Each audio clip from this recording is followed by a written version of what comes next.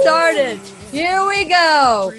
Now, today is going to be an exciting day. We have one of my sponsors, Liberty HealthShare, that I want to tell you all about. And we are going to talk about how to embrace other denominations by breaking down the walls of religion. We're going to have Dale, we're going to have Julie, we're going to have John, and it's going to be a fun day. So fasten your seatbelts. It's going to be a fun ride. And here we go. It's time to dance. Yeah, I see you, Julie.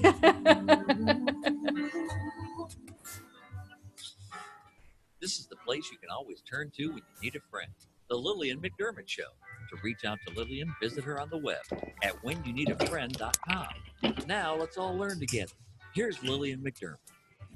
And hello, my listening friends. It's so nice we can meet each other on the air on this beautiful, best day ever. And for those of you who are new to the Lillian McDermott radio show, the purpose of the show is to provide a safe place where you can go to when you need a friend. It is my commitment to provide alternative ways to heal, and it is my mission to make awareness, responsibility, and truth a part of our everyday life. And I hope you, my listening friend, will feel empowered to learn a new truth and live the life of your dreams. Now, I am truly excited because we have Dale Billis. He's the executive director of Liberty HealthShare.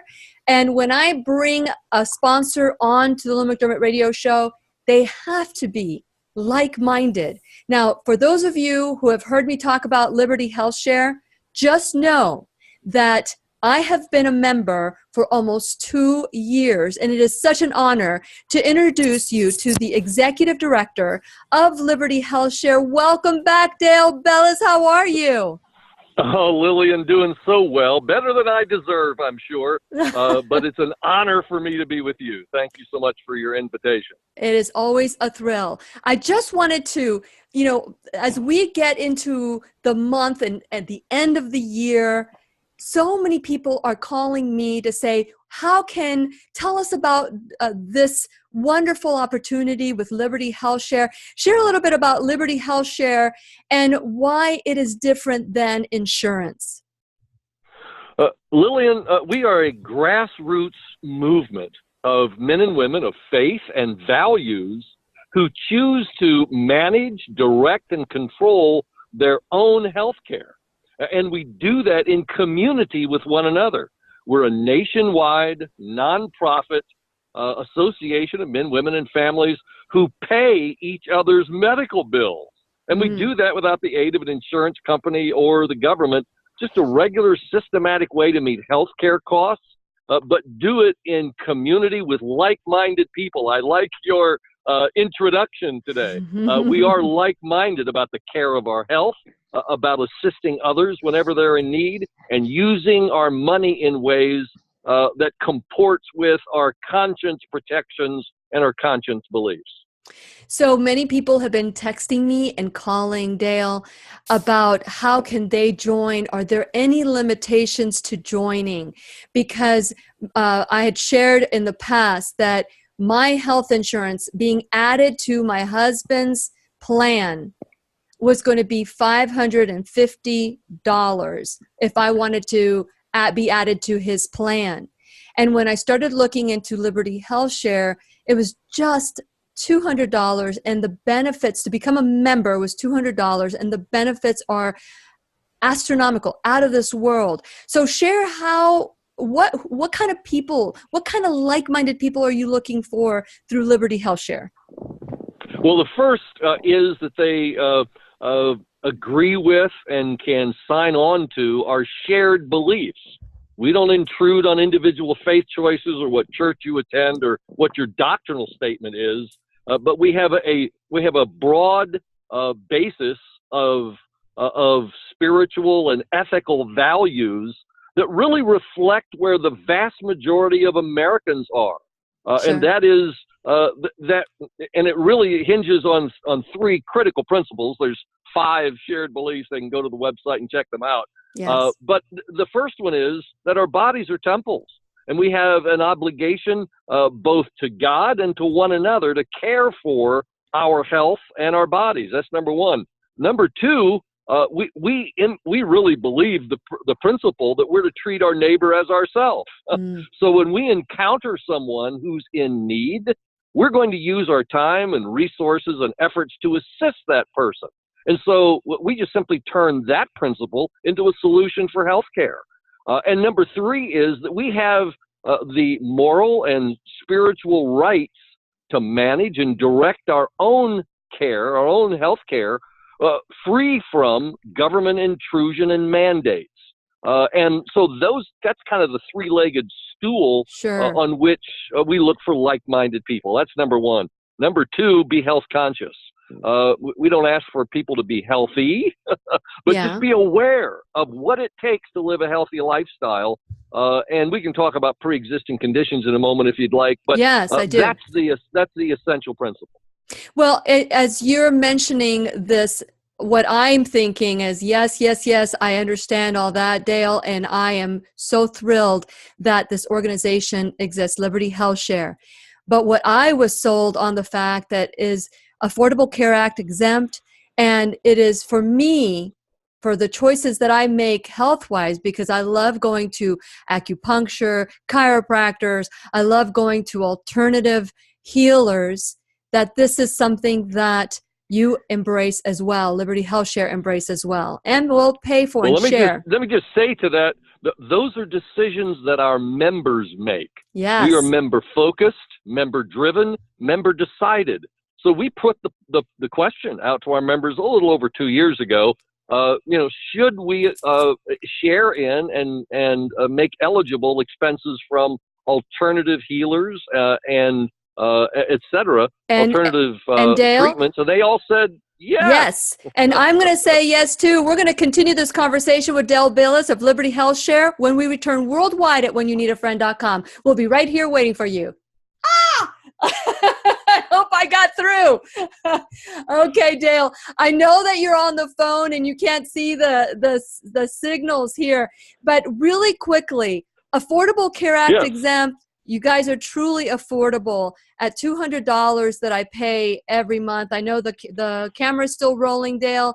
You're still on. I wanted to make sure that we cover pre-existing conditions as well. Because when we talk about healthy people, or you said health conscious people, yes, we are, let's set the tone. What does that mean? And can I, let's say if I have a thyroid condition, be eligible to participate with Liberty Health Share? Absolutely. Let's talk about it. Perfect. Yes. And so we're still recording, and I want to let my listening friends and my viewing friends that after Dale, he is a busy guy, and he is going from one meeting to another meeting. I really miss your beautiful, handsome face on the show today. Well, that is so kind of you, Lillian. Yeah. No, seriously. It's really nice when we can see you, and we can see the honesty that comes from your eyes, and you walk the talk, and as well as you talk. Is it talk the walk the talk? I don't know how that goes, but for those of you who are interested in learning more with Liberty Health Share, the number is 855-58-LIBERTY. That's 855-585-4237. And so, Brian, how much time do we have before we go back? 20 seconds. 20 seconds. Gosh, I kind of knew that. It always happens, right, Dale? You have that internal clock running. I do. So hit it, Brian. Let me see if I hear it. Still got 7 seconds. You extended that. You know what? This is what Brian does. He says, you're off, and I still have like 10 seconds left. Here we go. Time to dance. Dale, we have 5 more minutes, okay? That's great. You can text Lillian McDermott or leave her a voicemail at 407-373-5959. Once again, here's Lillian. And welcome back to the Lillian McDermott Radio Show, where we always learn and grow with one another. And today's teacher is Dale Billis this morning, and later on we're going to bring Julie Mickler and John Vitek. And so before we went on the break, Dale, I had said, well, who can join Liberty Health Share, and why would we want to join? But most importantly, if we have a pre-existing condition, how can we join? It's an excellent question. We deal with pre-existing conditions one of two ways. I had used the term health conscious members, and I simply mean by that we give focus to our life, our lifestyle, and taking steps toward maintaining and becoming healthy. And that doesn't mean that we've reached that goal today. But we want to encourage and hold one another accountable to those kinds of lifestyle choices that enhance health. And so those who come to us with pre-existing conditions, and I'll deal with the broad range of conditions first. As you may know, there is an epidemic in America of chronic conditions that are responsive to lifestyle changes. Absolutely. For instance, high blood pressure, heart disease, type 2 diabetes, certainly obesity, smoking. Those are all responsive to the way we eat and live and exercise and sleep and reduce stress, etc. And so for those who come to us with those conditions, we welcome them and we assign them a health coach. And with that health coach, they set their own customized treatment goals and objectives.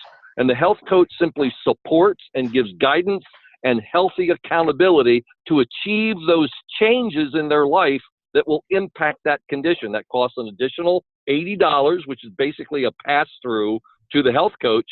Once they reach those goals, we celebrate it. We put up digital balloons for our graduates from what we call Health Track, and they continue on with us as members. But Lillian, we're truly changing people's lives because we're simply helping folks who join us with those lifestyle-based conditions to achieve goals and objectives in terms of their wellness, their health, their choices for what they've already wanted to do, but just simply haven't found the mechanism or the assistance or the context in which to achieve those individual goals. So that's number one.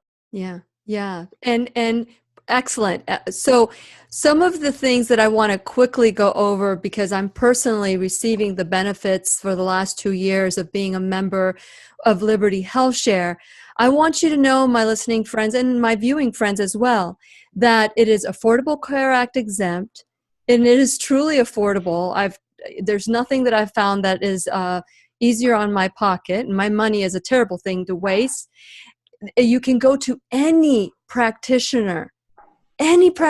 So whether they're alternative, holistic, traditional, and you get 24/7 coverage, up to $1 million per incident, and you can take back your life. And for those of you who are interested, it's 855-58-LIBERTY. That's 855-585-4237, or you can go to libertyhealthshare.org.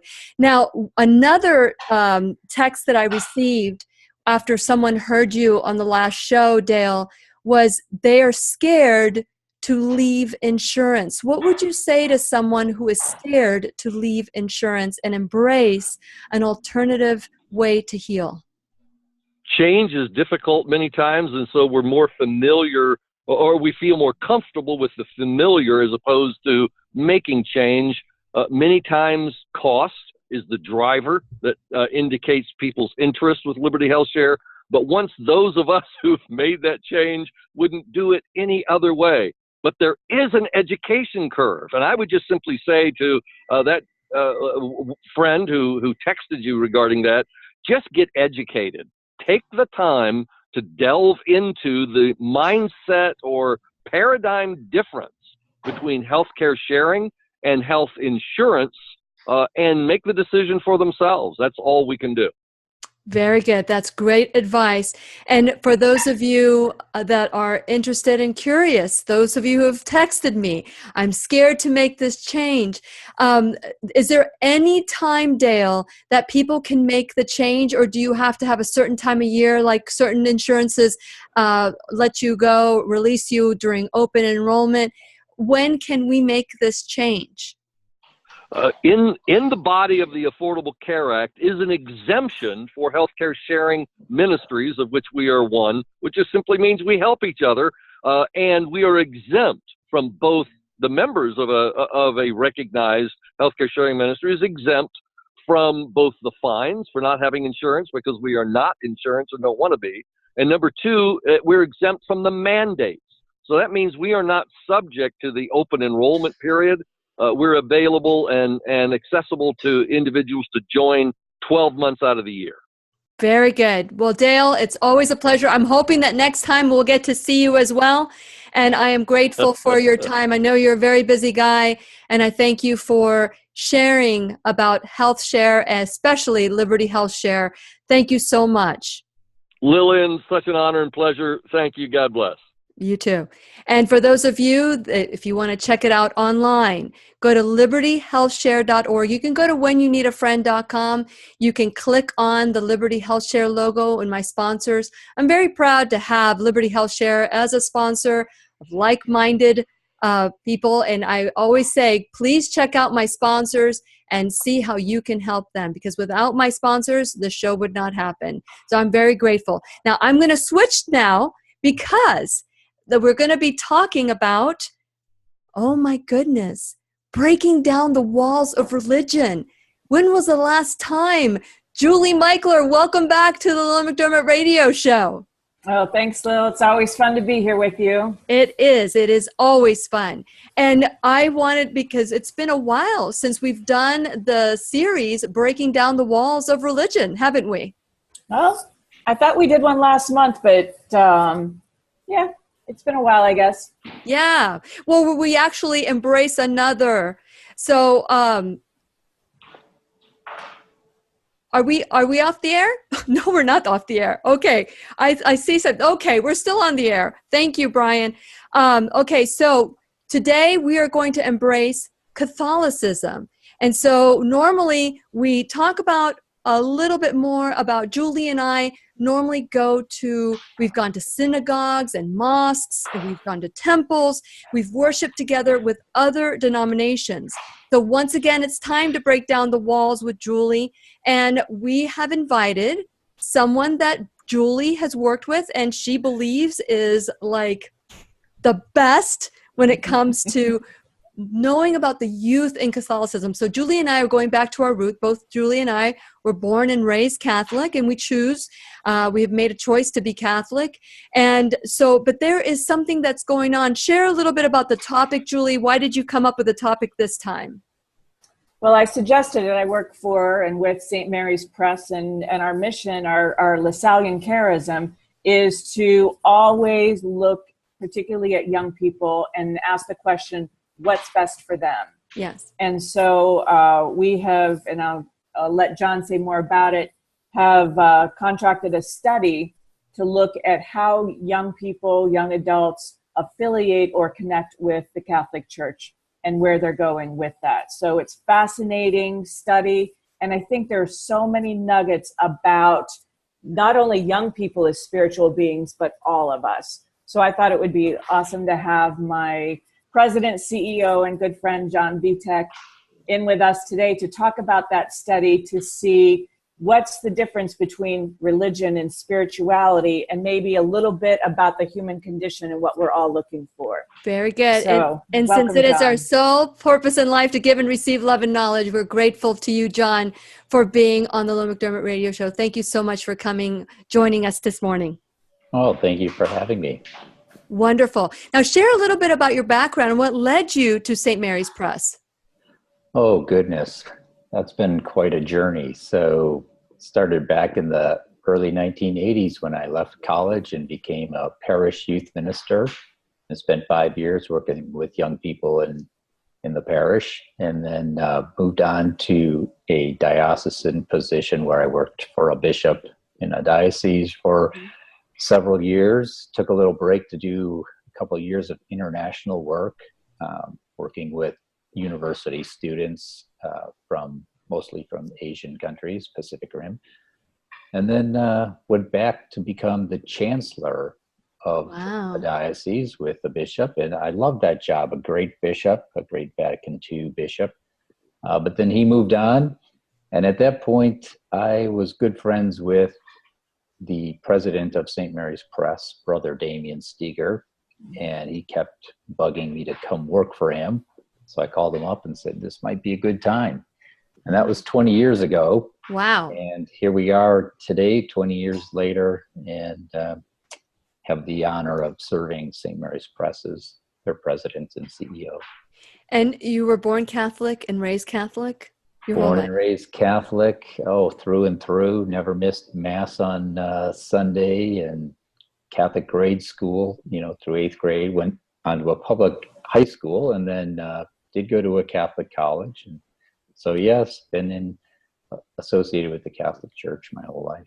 So Julie had mentioned that you guys had done, the purpose of the show today is to talk about the youth that have decided to walk away. And I think that happens with all denominations, where we grow up in a certain denomination and we want to find out if there's something more. That this research and findings I thought was amazing. Your article, by the way, was great.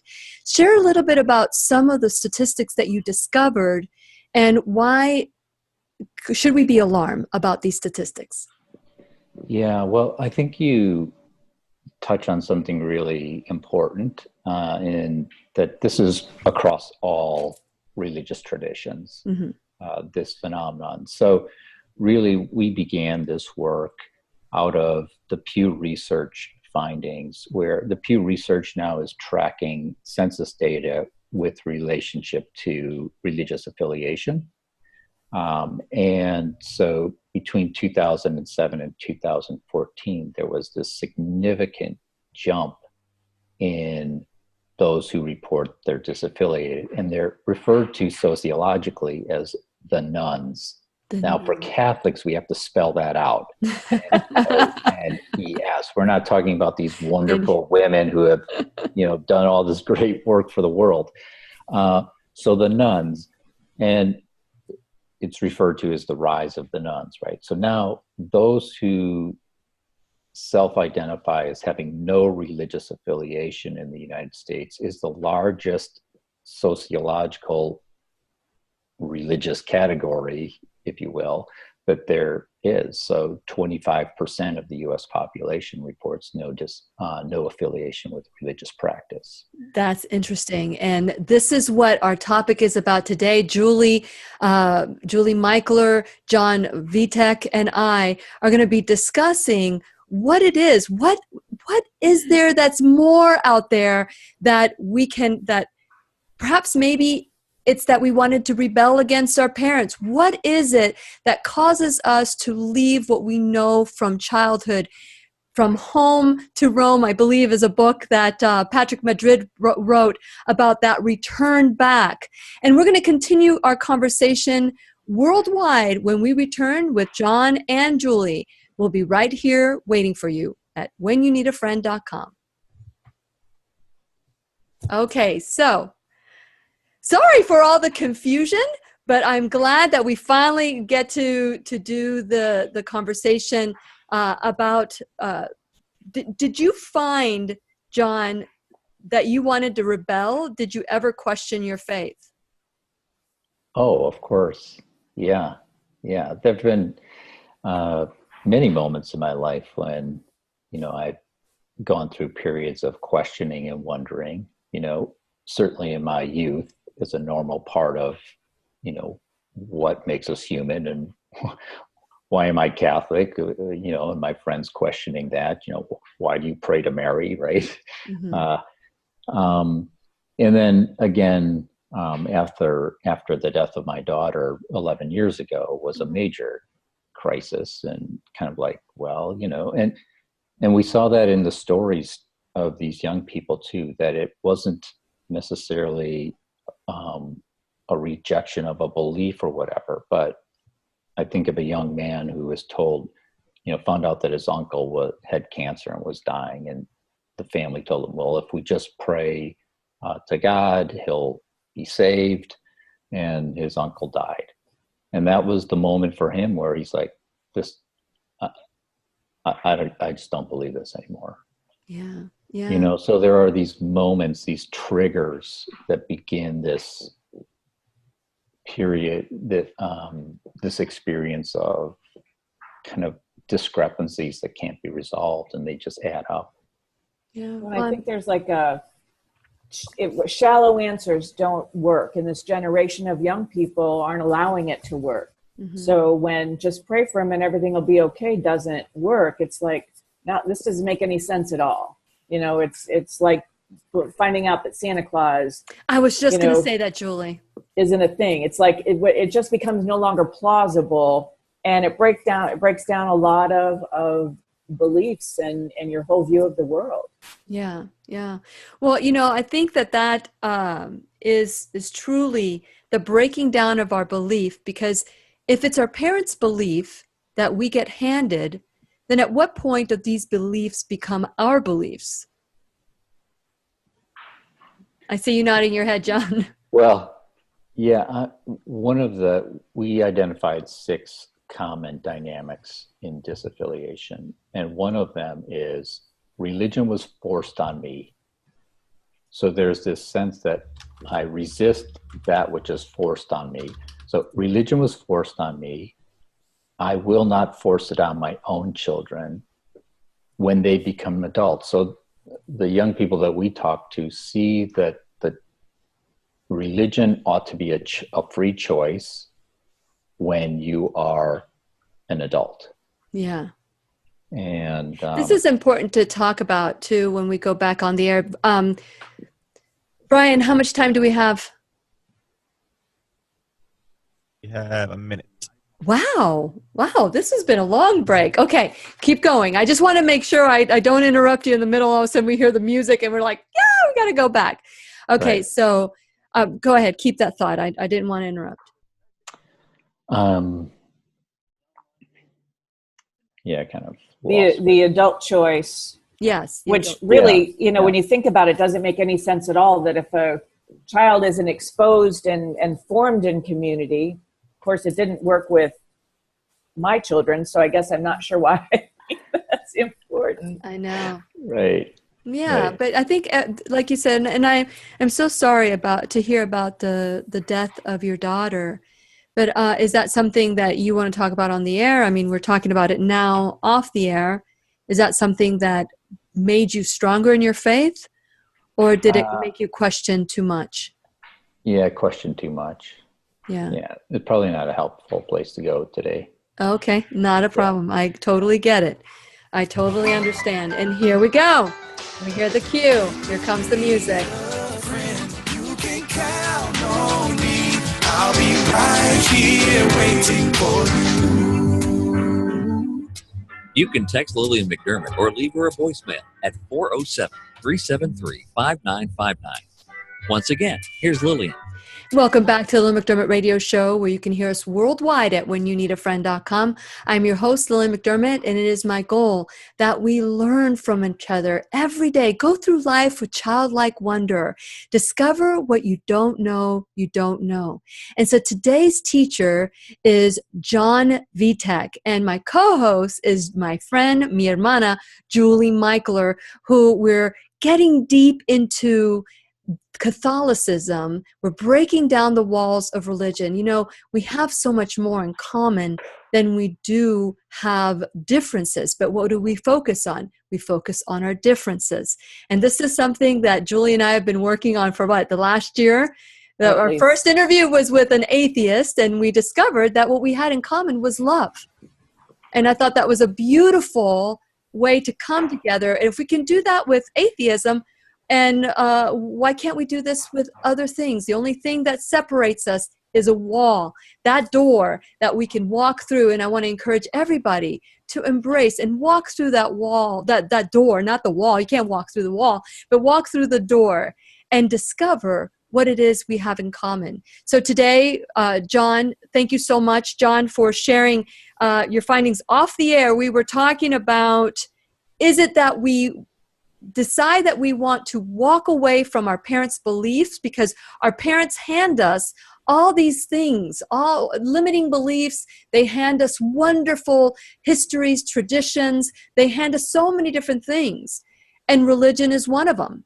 And so is it that we're walking away from their belief until they become our own? Or is it that the youth today is growing up differently than we did? Well, I think, one of the most helpful comments given to me as we were beginning to do the analysis of our data, and we did qualitative research, meaning we interviewed and listened deeply to the stories of young people. We wanted young people to tell us their reasons for disaffiliating from the church in their own words. Yeah. Because oftentimes many of the studies that we've seen are based on the assumptions of adults and the stories of adults. And the reasons why adults disaffiliate and why young people disaffiliate are really different. Mm-hmm. In fact, most adults guess the wrong reasons. Really? Yeah. So there are like these adult reasons and then youth reasons. But Morehouse was the researcher who helped us design the analysis. And he said, John, there's a risk in the church looking at this data, because the church is going to look at this data and look at it too narrowly and think it's about the church or it's about faith. And really, this is a cultural issue. This is what religious practice looks like in a secular society, where religion is one option. And as the philosopher Charles Taylor from Canada says, religion is, in a secular society, one option among many as a path to happiness, as a path to fulfillment. And it's no longer the default option. So for young people, it's not even like a big question. It's like, well, like Beatrice, who we talked to, said that, okay, religion is one path to happiness, but so is nature. And that's where I find the higher power. That's where I find God, when I'm out in nature. She described her experience. When I'm in nature, I reach a state of Zen. When I leave church, I leave feeling judged. Why would I want to be there? Okay, so could it be then that our youth are still connected with that higher power the way it was intended? Because I totally relate to that, not the judge part, because in order for me to feel judged, I must be judging too. And that's my belief. The moment I start feeling a certain feeling, I think, okay, these are my feelings, and I could be projecting my feelings onto somebody else without needing to do that. So as I look at nature, as I look at meditation or prayer or journaling, I feel a great satisfaction with that. So could it be that our youth are more intuitive and connected to that and just cannot break down to that level of religion? Yeah, I love that question. And because, well, a couple of things. One is, so Rabbi Jonathan Sachs from the UK, he poses the question of, what does it mean to be human? Mm-hmm. To be human, universally across all cultures, we desire two things: to be known by name for who we are, and to be missed when we are gone. Mm-hmm. And that, to me, comes through in our conversation with the young people, is that universal hunger. So all humans search for that, seek that. So Andrea Severson was born and raised Catholic, devout, loved her religious practice. little by little, that broke down the details of that. I'll skip for the moment. Mm-hmm. But like Andrea said to us, I left Catholicism after feeling beat down and broken. But the feeling that I least expected was the sadness I felt when I believed that nobody even cared that I left. Mm.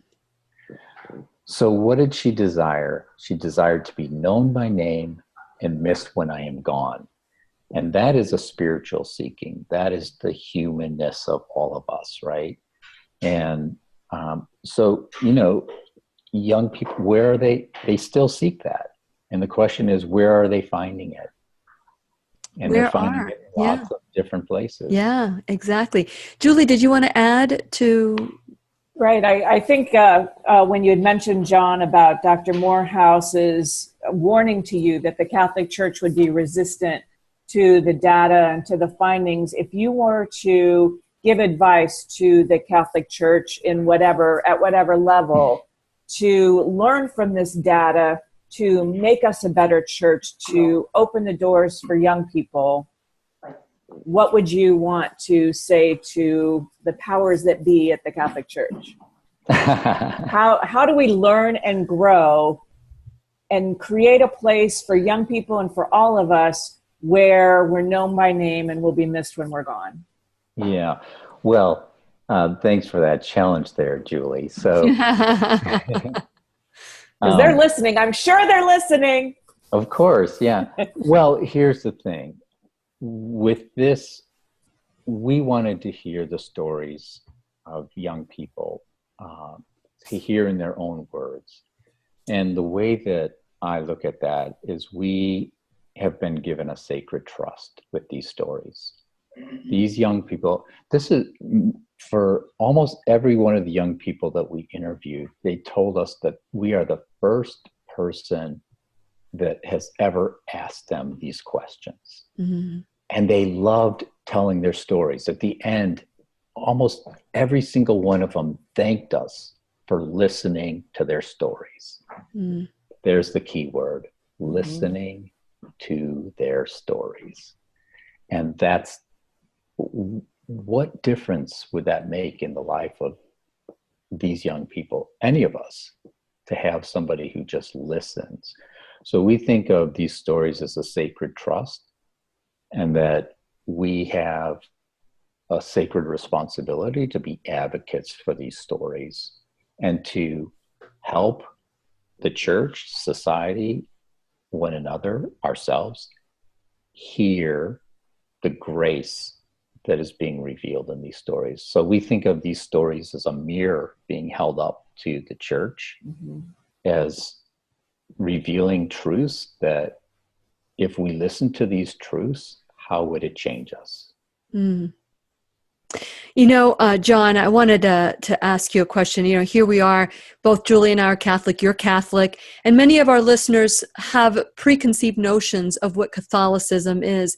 Very quickly, I know we have less than 1 minute now. What would you say is the core of Catholicism? Wow. I'm glad she asked you, John. Yeah, hey, you're our expert today. Isn't Julie our expert on that question? Yeah. Well, you know, it's ultimately a belief in a God who loves us, who desires us to be loved, and to give love to one another. Okay, and I think that you even did this before the music started, which just did very good. You are really good at this. I really do want to dive into what is the attitude, what is the judgment that our youth has about religion versus being in nature, versus what is it about that they find so comforting? Because in nature, who knows your name? Mm-hmm. Who will miss you when you're gone? So let's make that connection when we return worldwide at whenyounneedafriend.com. We'll be right here waiting for you. if you think about it, if that is what they want, if that's what we all want, then what is it about nature? And I do want to have this conversation on the air as well with my listening friends. But can we just maybe have some time to really ponder? I mean, Julie, have you thought of that? Well, I am, and I'm thinking of Adam and Lauren that drove up to Atlanta last weekend for a concert. And when Adam was talking to me the next day about it, he's like, it was a quasi-religious experience. And that really, that what kind of a concert was this again? It's called LCD Sound System. I don't know. I'm not familiar with the music, but it's like his second or third favorite band. So he was just ecstatic. So, picked up Lauren on the way and they went up, and I thought, and I totally got what he meant. I can't maybe articulate it, but it was very clear that there are things that speak to our spirit. Now, granted, he was sharing a great moment with his sister, which I thought was awesome that they went up together. But there's, there are other ways that things and people speak to our spirit. And when that happens, we consider it to be religious. Mm-hmm. We intertwine these terms of religion and spirituality. So, John, has religion changed its face? Have we looked at religion as a divider as opposed to a uniter? A lot of young people will describe it that way, that's their experience. So Beatrice will say that I think the Bible has a lot of important and good things to say and help us in our life, but I think religion has messed it up. The interpretations of religion has put on it has just messed it up. So ultimately, it gets back to, like your sponsor said, our desire. Almost every young person we talk to describes some form of the golden rule is what they live by. Yeah, but you know what? The golden rule was great when we were little.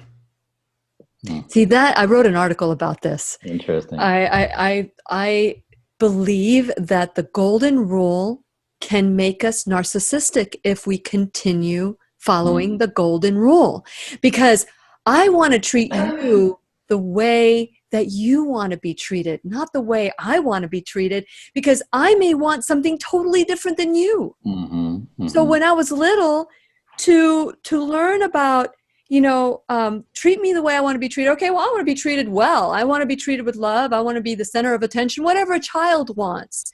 But as you get older, if I love cold, if I don't care if my house is messy and I come to visit you and your house is so messy and I'm like, I don't want a messy house. I don't feel welcomed in this mess.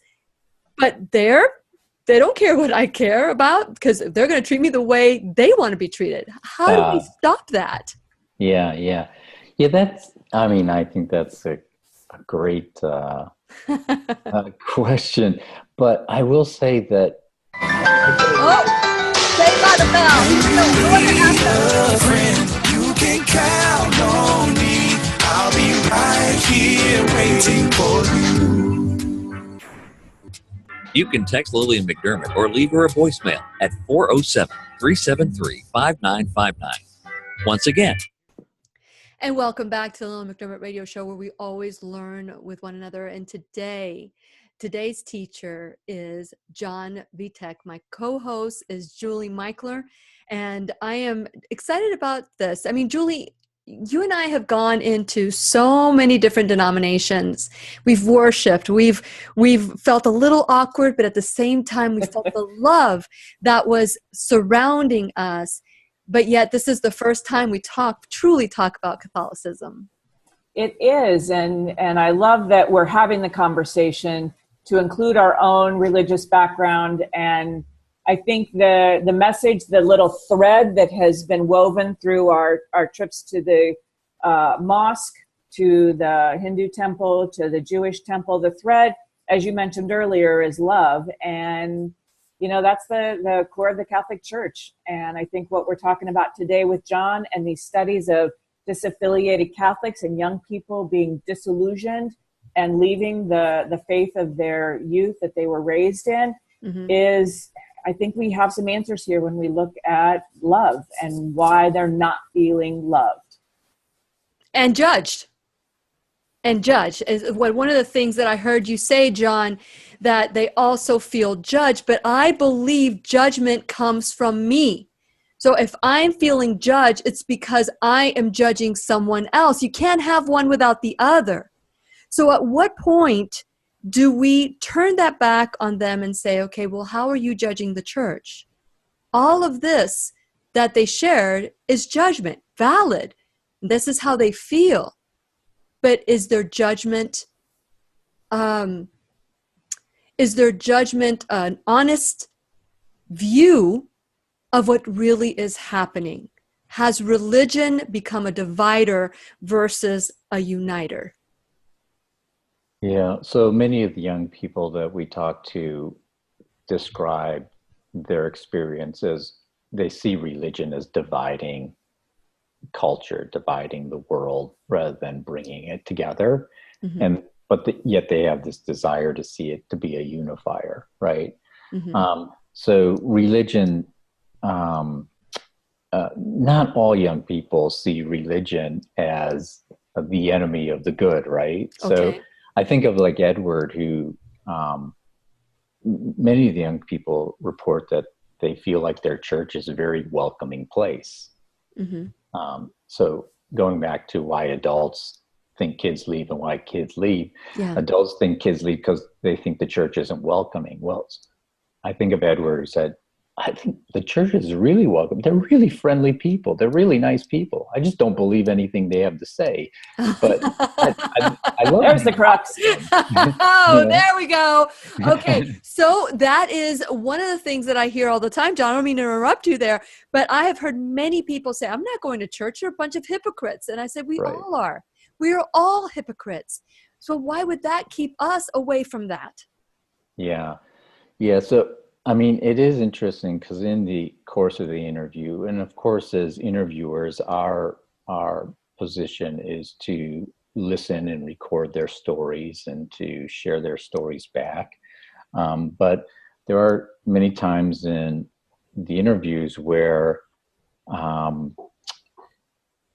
you hear these kind of misinformation.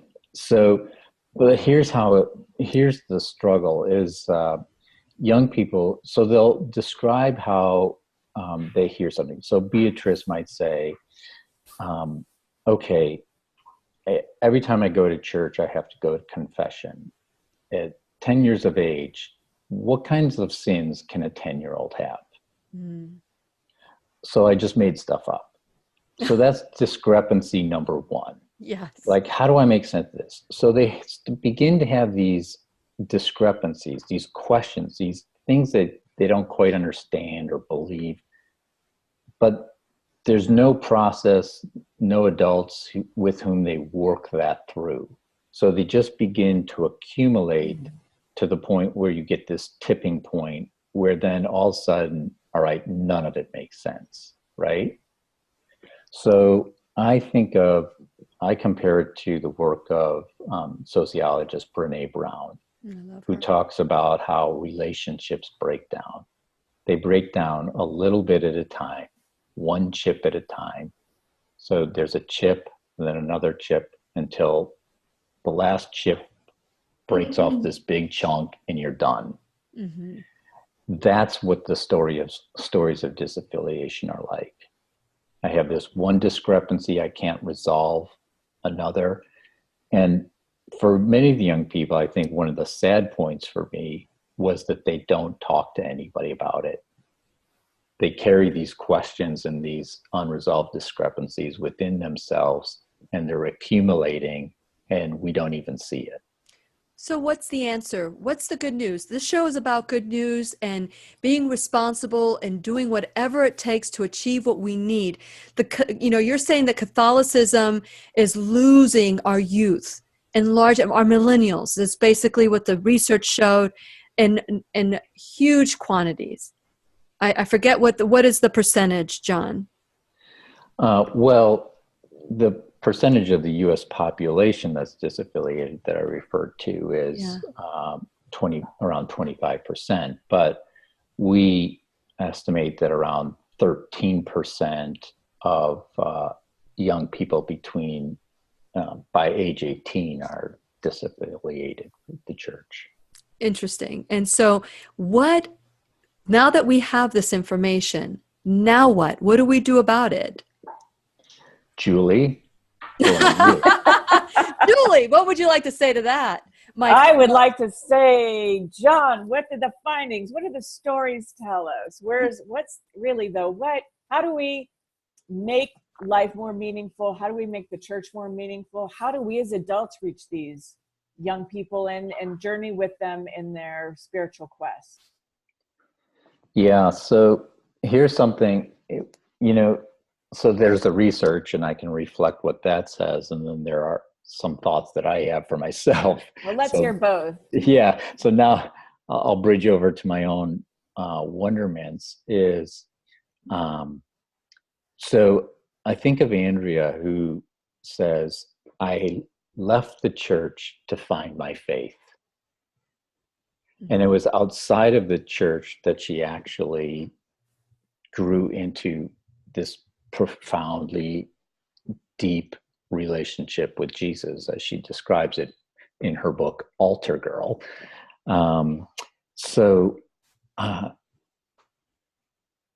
I think this is really interesting because affiliation, I was reading a book recently where the author was saying that affiliation is a sociological issue. But what we're missing in this conversation is the realization that we have a belief in divine action that doesn't leave. So even when a young person may choose to no longer identify with a religious practice, that divine action is still present. So how do we think about, is there something the church can do? Maybe, maybe not. But is there a way that we can be present now in the public square Sure. that we've never thought about being present in before? We can all make it our responsibility, our choice, our goal to be welcoming to especially our youth. Create some events, create some concerts. Obviously, Julie, these concerts that your children are going to are music is so next to the heart and that connection. I know about that connection with music. Well, and it's about our story and what feeds our soul. And I think if we as a world look and lift up what feeds our soul, we'll find our way wherever we need to go. We find God, we find each other, we build this spiritual community. Okay. And John, I want to thank you for coming on the show today and sharing your findings and what you've learned. And so grateful that you are doing things at St. Mary's Press to make learning about Catholicism a much more enjoyable practice. So hopefully maybe we won't lose as many young Catholics anymore. So thank you. Thank you so much for having me. Yes. And Julie, as always, it's always a pleasure to have you by my side. So thank you so much for introducing us to John today. Oh, an honor on both counts. Thanks. And it's time to break down the walls of religion. Let's learn our similarities and discover we are all one. This is Lillian McDermott wishing you love, peace, joy, and unexpected abundance. Make it the best day ever. Good job. Good job. Okay, so we'll let the cameras roll, but and I just want to thank you, John, again off the air for coming on. I can't be on very long today because I've got to record some promos before my next thing that we need to do. But it's interesting, here we are, Julie and I are so aware of what Catholicism is all about. Usually the first question we ask when we interview someone from a different denomination so that other people can relate is, tell us about your faith. And so here we are, tell me what keeps you grounded in Catholicism. Yeah, I got you. Should I turn off the recording now? Yeah, that would be good. Yeah. Well, ultimately, for myself, I think it comes down to, as I described earlier, that we all have this desire to be loved, to know that we are lovable, and that we are capable of loving others. So in whatever practice we have, that is the human longing. And whatever can feed that dimension of my life, that's where I find meaning. I found that as I've gotten older, when I was younger, we talked about the golden rule earlier in the break. I found that when I was younger, the golden rule worked for me, but as I got older, it didn't work for me anymore. Yeah, and I that's wrote a it. really interesting piece. Yeah, well, I'll send you my article if you'd like to read it. I would. Yeah, and so with that, so did religion. And I think that Julie and I have been very similar journeys where, although I have been a Catholic, I chose to be Catholic. I even led Bible studies in the Catholic Church after graduating from Bible Study Fellowship. And I really, truly, very active, brought our children in the church. And one of my daughters decided that she was marrying a Baptist, and it brought me to, giving her all this information with Patrick Madrid and Scott Hahn, and it challenged my belief that God is everywhere. And that's when my journey outside of my faith began. Fascinating. I'm sorry, I said that wrong. Outside of my religion began. Right. My faith